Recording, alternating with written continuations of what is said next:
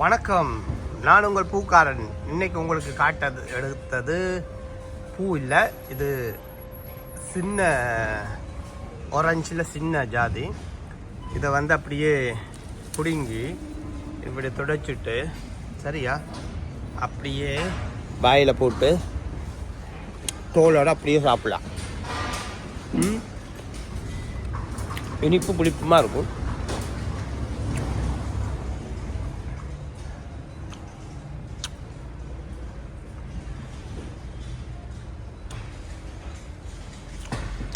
அதுக்கு கீழே தேசிக்கா பாருங்க, இந்த சின்ன இந்த மரம்